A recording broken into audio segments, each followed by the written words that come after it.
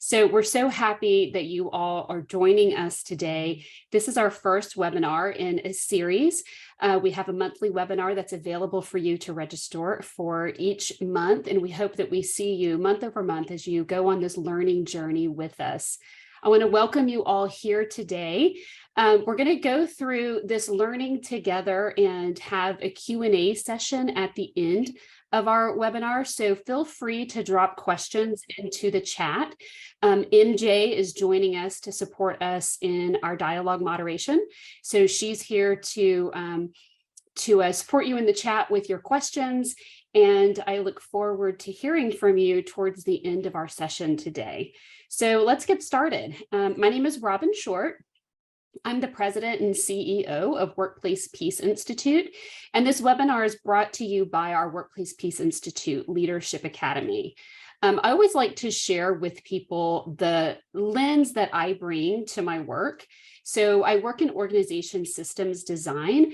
What that means is I look at how systems function and how systems influence the way that the people inside that system are in relationship with one another and are in relationship with the system itself.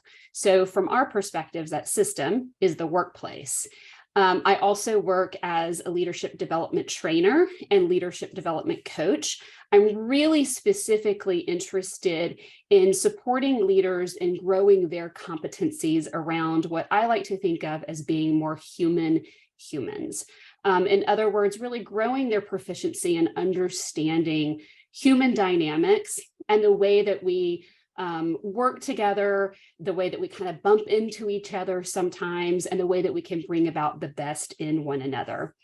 I'm also a mediator, work in conflict management, dispute resolution, and peace building trainer.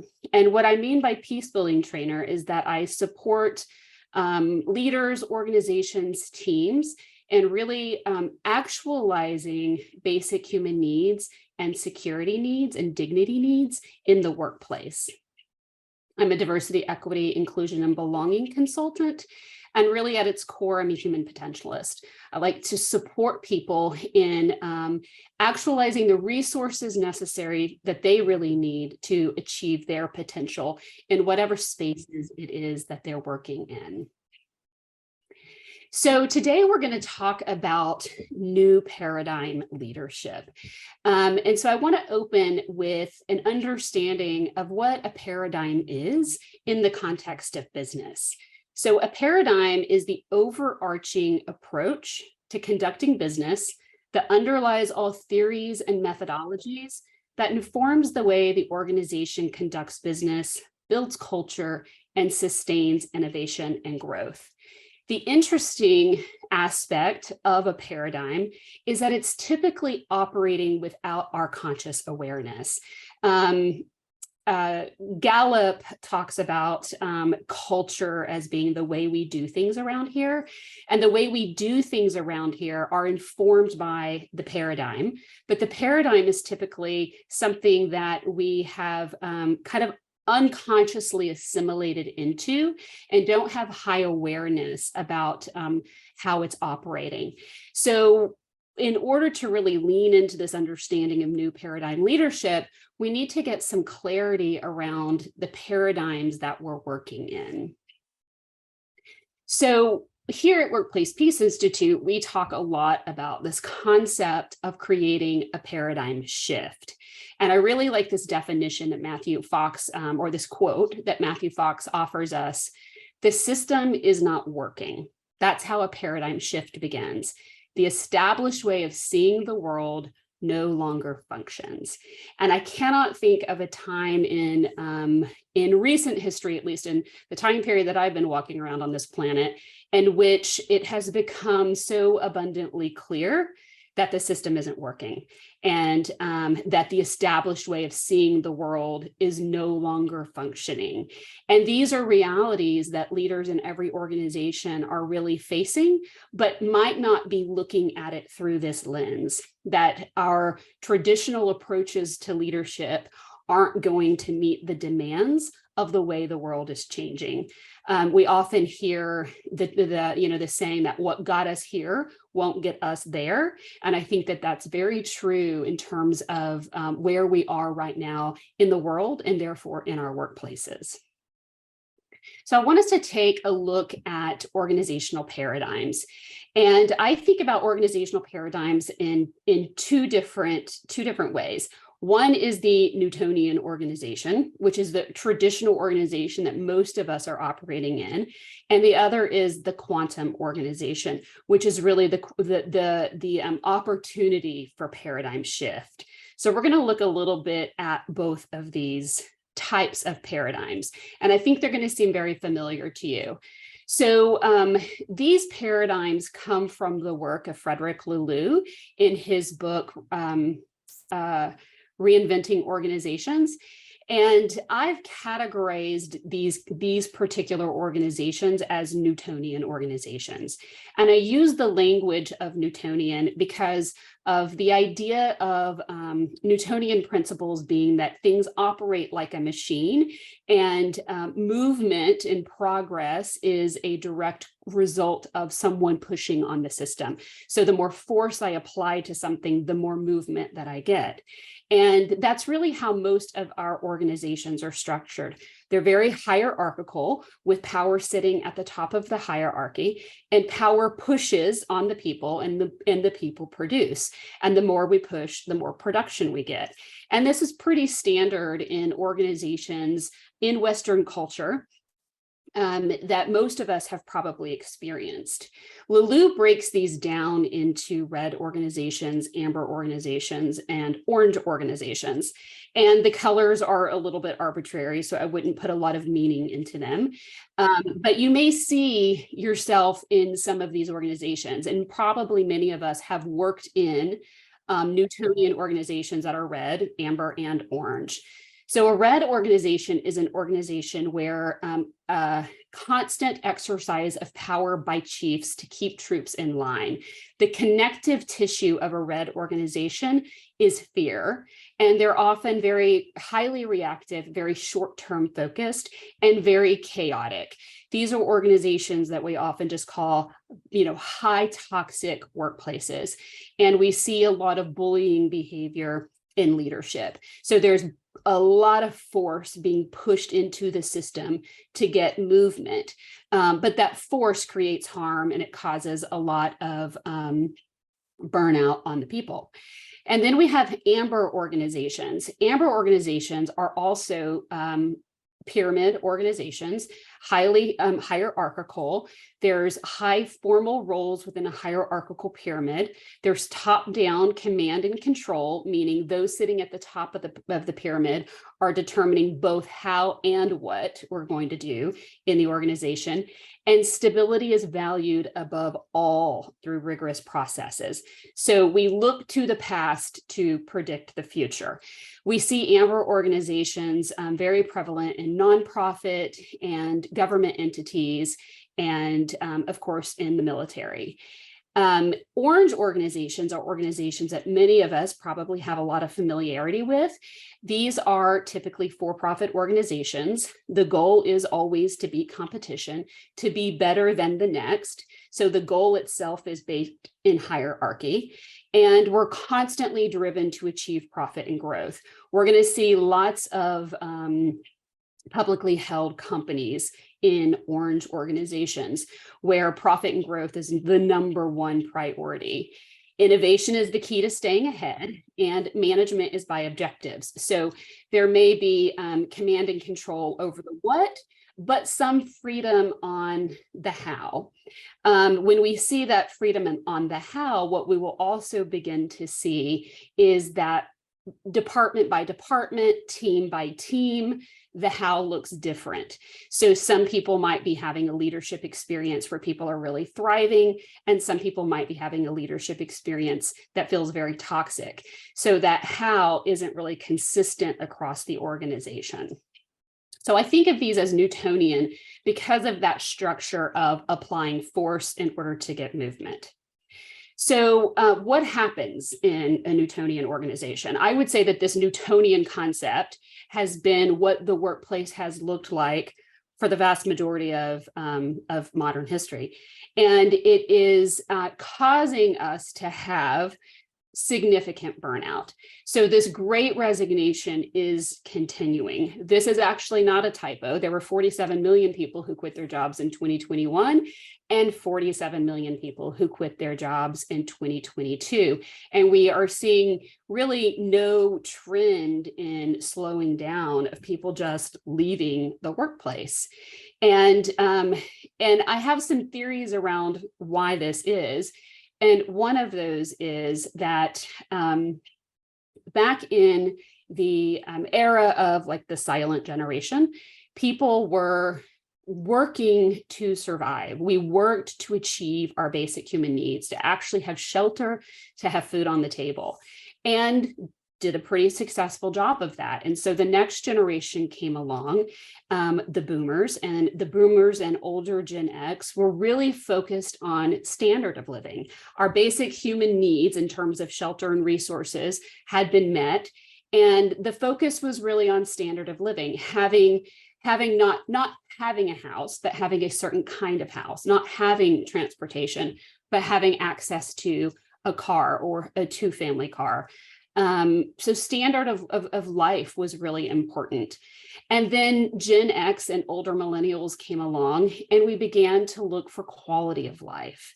And that quality of life is where we're really digging into this desire for who I am as a human being, to be honored, for my dignity to be honored, for me to be experience the best of myself in all of these places where we work. And this quality of life expectation doesn't align well with Newtonian principles. We want to live in an experience where we co-create and where we experience a great deal of belonging. And so we're seeing people leave the workplace in rapid numbers because this Newtonian concept just isn't functioning really very well. The what got us there isn't going to get us to the next place concept. So we really need to have a conversation about employee engagement and how important employee engagement is inside this context of a workforce that's seeking high quality of life. So Gallup defines employee engagement as employees who are actively involved in, enthusiastic about, or committed to their work and workplace. They are active contributors. And sadly, we only see about 33% of the workforce that is actively engaged. 67% of the workforce is disengaged. They are actively looking for other jobs or actively really sort of pulling away from, they're just showing up, they're watching the clock. And that is an astonishing number of people inside most of our workplaces that are not engaged in and really thriving and seeking to contribute all that they have. And that really speaks to a massive, just devastating loss of human potential in the workplace, as well as, of course, productivity. According to Gallup, and according obviously to these numbers, the majority of full-time workers in the world are watching the clock or actively opposing their employer. So it's obvious the devastating impact that this has on workplaces, but also on quality of life and on our health as human beings. So the good news is it simply doesn't have to be this way. And I opened today's webinar with the song Imagine, partly because it just simply makes me feel so good, and also because it takes imagination to create a paradigm shift. We have to be able to imagine a new way of being, to mobilize around that imagining and actually create it. So being able to imagine something new is critical to a paradigm shift. And that's what this webinar is really here to do. We're here to help you imagine a new way of being. And before we shift into this next piece of the webinar, I want to define leadership for you. in our work here at Workplace Peace Institute, we believe that everyone is a leader. And that's because everyone has the ability to influence change. And part of this Newtonian paradigm of this hierarchy where power sits at the top and power applies force in order to get movement and productivity is also a conditioning that we look up to leadership to get change. So we kind of hand our own power over to those who have more institutional authority to mobilize and get change. And by doing that, we fail to realize how much power we actually have as human beings, and that we all have a sphere of influence where we can be change makers. So some of us might work in huge global corporations. And even if you're a VP, you might not have enough power to implement institutional change, but you have tremendous power to influence change on your individual team, inside your individual department. So really examining what your sphere of influence is and really embracing and accepting that you can be a change maker in those spaces and really radically improve and transform the lives of those people around you.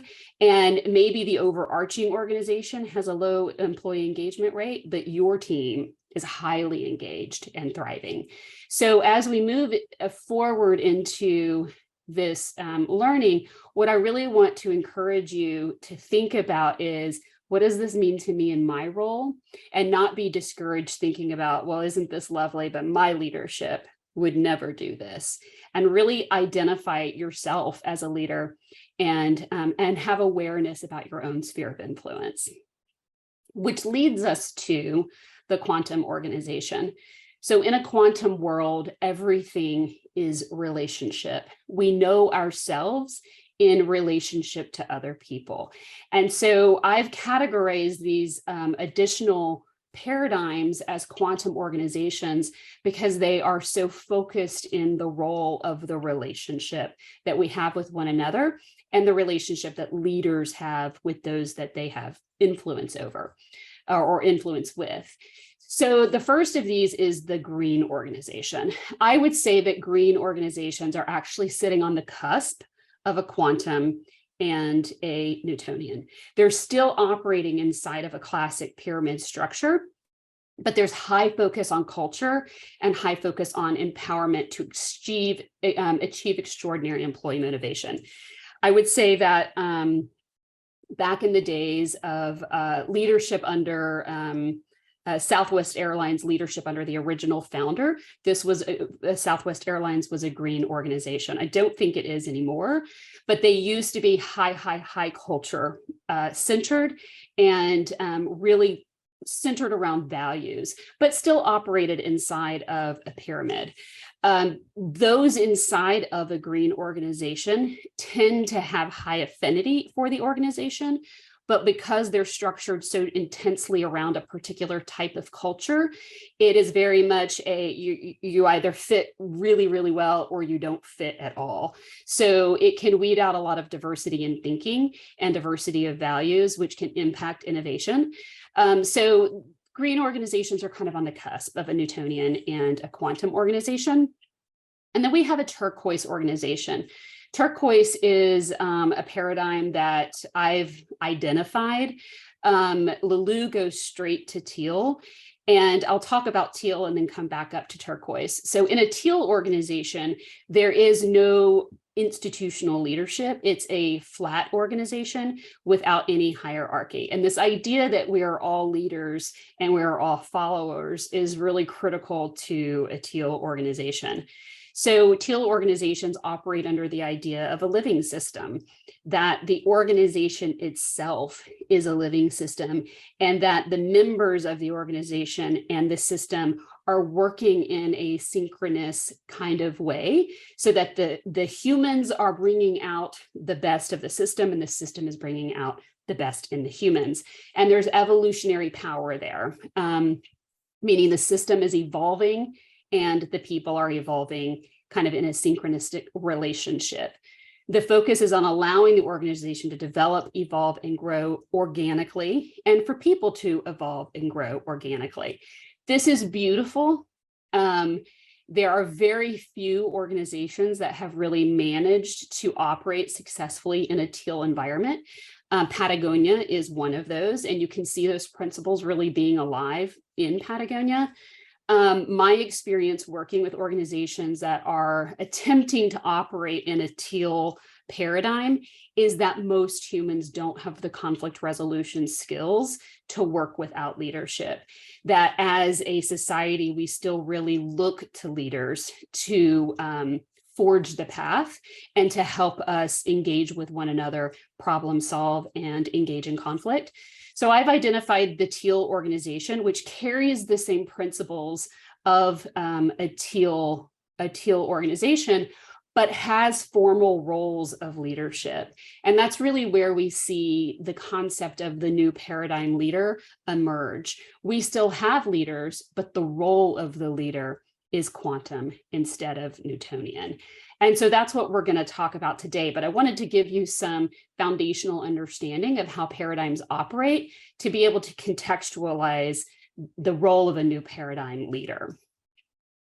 So I believe that in a quantum organization and in new paradigm leadership, and certainly in the rapidly evolving and disruptive world that we're living in today, the role of the leader is to be at its core a person who is highly proficient in human behavior and that knows how to bring out the best in others and knows how to mobilize, uses their understanding and knowledge of human behavior to mobilize people toward a shared mission, a shared purpose, and a shared vision. So that means we need to have a lot of clarity around basic human needs. And this model of basic human needs is something that I developed grounded from the research of John Burton, who was a scholar in the 60s around, who worked in international relations, conflict resolution. And he first developed a core set of basic human needs that other scholars added to, and also the work of Donna Hicks. Donna Hicks has done the most prominent and extensive research around human dignity. And I think that at its core, basic human needs are really grounded in the essential elements of dignity. And Donna Hicks identifies those as one, acceptance of identity. In my illustration here, I have this in basic human needs. It's a basic human need and a dignity need, that we are able to experience the wholeness of our identity in every space that we work in. So especially like in our workplaces. So when we come back to this concept that younger millennials and the Gen Z population are really highly prioritizing quality of life in their workplaces, it becomes really evident how critically important the acceptance of identity is in our ability to actualize high quality of life. So if we think about this in terms of acceptance of identity, if I am a member of the LGBT community, I'm able to come to work and talk about my family, my wedding, my honeymoon, my children with the same level of acceptance as anybody else. If I am a Black person, I am able to come into the workplace and be my full culturally authentic self without having to code switch, without having to assimilate into any white normative standards around professionalism. So these are just some examples of what I'm talking about when I say acceptance of identity. We all have a core need to be fully included in all aspects of our work and to experience belonging. So Donna Hicks focuses on the word inclusion. I really want us to think more about the concept of belonging. In his work, Peter Block has written a book called Community, The Structure of Belonging, and he defines belonging as co-creation. That when we belong, we are co-creating community together. And I think that that word really speaks more truthfully about the basic human needs of inclusion and belonging, because baked into this concept of inclusion is a power structure. Someone has the power to include me, and someone has the power, therefore, to kick me out. Therefore, I have to kind of mind my behavior in order to maintain that invitation to the table. But in this idea of belonging, we're co-creating. The table, I have a seat at the table because the table is mine. You have a seat at the table because the table is yours. And we're co-creating this community together. We have dignity needs around acknowledgement, recognition, being able to be treated fairly. We have dignity needs for being having the benefit of the doubt extended to us, to have understanding, independence, and accountability. In my own research, I have found that independence and autonomy are really foundational to dignity, but we need to have belonging, inclusion, acknowledgement, recognition, fairness in order to actualize the autonomy that's really at its core of our ability to experience dignity. We need love. We need self-esteem and personal fulfillment. We need to experience justice in the workplace. So in my work, I think about justice as justice exists when all people have access to the resources necessary to achieve their potential. So I think about leaders as justice advocates in the workplace, because leaders' jobs becomes the ability to ensure that people have what they need to achieve their potential. We need to have psychological safety, security, cultural security. So all of these basic human needs and dignity needs really become the guidepost for new paradigm leaders. If we know that this emerging human in the workplace is highly focused on quality of life, then as a leader, we need to ensure that these basic human needs are accessible in the workplace. So I want to talk just a little bit about why that matters so much. As humans, we're all walking around with this machinery in our head called the brain, and very few of us really understand the way that it works. And so I just want to provide a super quick overview of what I think of as the neuroscience of new paradigm leadership. Contextualizing this in what we just talked about in terms of Newtonian organizations, and this idea that the management of people is to apply force. When we do not experience our basic human needs, so when I don't have justice, when I don't have belonging, when I don't have psychological safety, my brain, there's an area in the brain called the amygdala, and the amygdala's job is to keep you safe, and it keeps us safe through the fight, flight, freeze mechanism. Our brain doesn't instantaneously recognize the difference between a lack of physical safety and a lack of psychological safety. So when we experience a violation of our basic human needs, when we experience a violation of our dignity needs, our amygdala tells us that we're not safe. And we go into a self-protected stance. If you think about the employee engagement rate, that there are 67% of the workforce actively disengaged, these are people who are in a self-protective stance. They're not experiencing their basic human needs and their dignity needs in the workplace. And so they've withdrawn to care for themselves, to keep themselves safe. What we want is for people to experience safety in the workplace, to be fully engaged, and to have their frontal lobe fully online and activated. This frontal lobe area of the brain is where we have our analytical thinking. It's often called the CEO. So this is where rational problem solving takes place. Obviously, we need people in the workplace to be fully engaged in their frontal lobe. When we're in a self-protective stance, we are prioritizing our own protection, and we're doing less effective problem solving. And then there's this area of the brain called the hypothalamus, which I think of as the connector. This is the area of the brain where oxytocin is produced.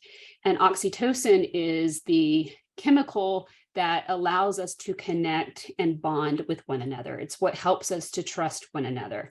The amazing thing about the brain is that when we experience our basic human needs being met, when we experience our dignity needs being met, we experience positive emotions such as joy. When we experience positive emotions, we actually produce oxytocin. That oxytocin is a bonding agent, and it causes our brains to actually connect with those around us through what's called mirror neurons. And that biosyncing causes us to produce more oxytocin, which causes us to want to invest in and pour into the well-being of others. And it becomes this kind of cyclical process that investing and pouring into the well-being of others causes me to do more things that honor identity and honor basic human needs, which causes me to have more oxytocin. And so it becomes this cyclical process of connecting and bonding. And so as leaders, we need to be really careful about our behavior. Is my behavior causing you to go into a self-protective mode, or is my behavior causing you to go into a connecting mode? And if we want to retain talent, if we want to have workplaces where people thrive, if we want to experience joy in the workplace, then leaders need to really paradigm shift. And the beautiful thing about that is we're all leaders. So we all have the power to really transform our workplaces. So let's talk a little bit about the new paradigm leadership approach. In a new paradigm leadership approach, we see the organization as a network. Instead of a pyramid that's hierarchical, where we push information up the hierarchy, and at the tippy top, it gets delegated back down. We see it as a network of interconnected kind of modules with leadership and power dispersed throughout the many nodes and links of the organization. So what that means is that we become more of a flat organization, and we recognize leadership through expertise. And sometimes I'm emerging as a leader, and sometimes I'm emerging as a follower, depending on the challenge that we're organizing around to solve. We recognize that everyone is a leader. So leadership is exercised by everyone at all levels of the organization, with each person sometimes leading, sometimes following, sometimes supporting as needed. Collaboration is deeply appreciated and prioritized. Leadership is exercised through invitation, request, dialogue, persuasion, respect, openness, kindness, integrity, and partnership without compulsion. So you can see in this new paradigm leadership approach how critically important relationship is, and our ability to connect with one another and trust one another, and why these basic human needs are so critically important in this work. We also see in new paradigm leadership that we're motivated through meaning and purpose. So leaders are seeking to improve the well-being of people, communities, and the planet in ways that have real lasting intrinsic value. So I mentioned earlier that Patagonia is a teal organization.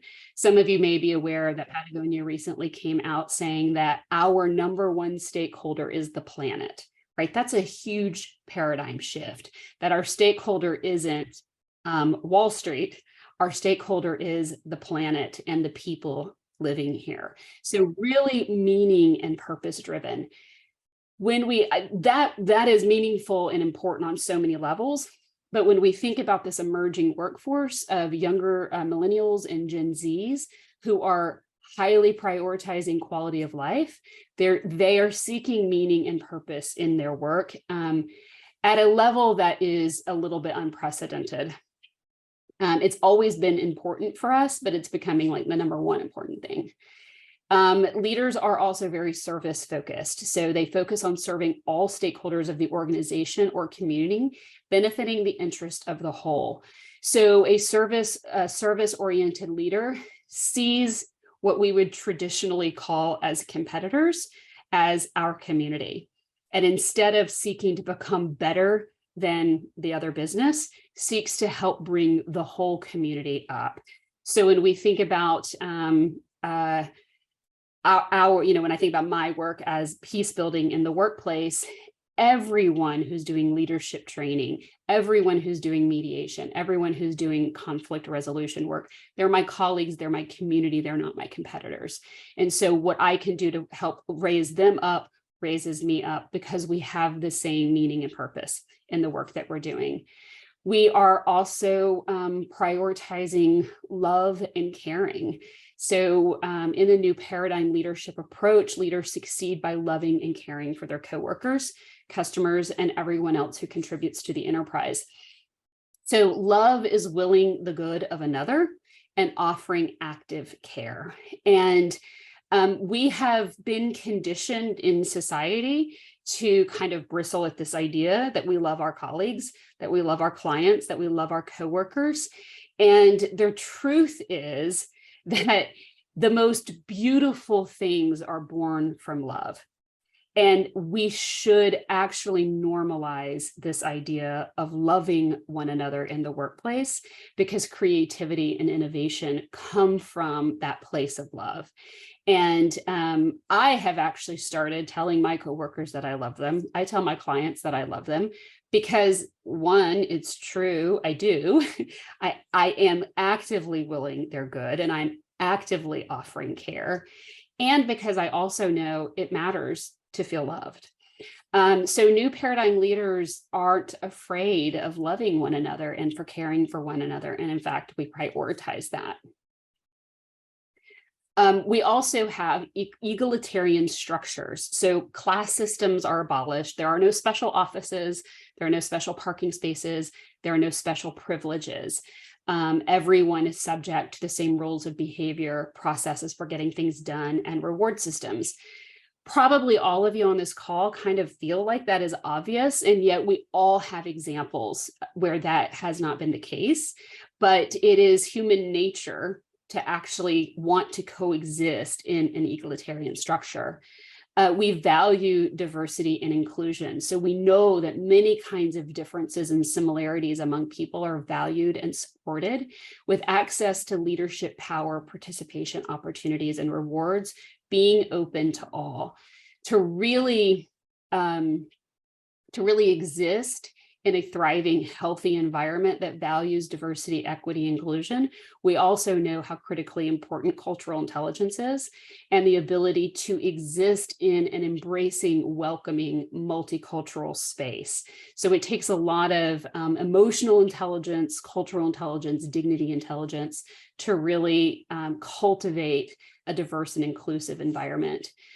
We also share information. So when you think about these Newtonian organizations with steeply designed hierarchies, information is held at the top, and information is a source of power, and people are kept on a need-to-know basis. In a Newtonian organization, we share information openly with all levels of the organization, and there are no secrets. And therefore, we have processes in place for information and knowledge sharing across the organization. And we look at whole system change. So all groups are able to participate together in planning and carrying out changes that affect them, guided by a shared whole system approach. So we often hear this idea of putting people closest to the problem, closest to the solution. In a whole systems change approach, that's exactly what we're going to do. We're going to be sure that decisions are made by those who have access to the most information about them, which in a steeply hierarchical situation is usually those people at the bottom of the hierarchy. But when we flatten that structure, then we can begin to access all of those people, seek counsel from people who are impacted by decisions and who are working closely to the problems that we're looking to solve. So in a new leadership, in a new paradigm leadership approach, we recognize that leadership is a journey that we're collectively going on. There is no single destination point. We do not ever actually arrive, because when we reframe our understanding of leadership as those individuals who are highly proficient in human behavior, we know that humans are complex. We're in varying stages of development. And and we're always going to be developing and evolving. So learning is a constant journey, and not something that we kind of do at the front end of our lives and think that we've kind of learned all that we need to know to be in these leadership positions. We believe here at Workplace Peace Institute that the challenges of the 21st century simply won't be solved with a traditional leadership approach, because the humans inside of our organizations are evolving very differently. And it's going to be solved by leaders who are willing to learn, recognize that what they know is no longer working for them, to relearn and to continue learning, because we are on this continuous journey. And we believe really strongly that in order to really embody all of these skills and competencies of new paradigm leadership and to really become proficient in human behavior, we need to have high proficiency in leadership intelligences.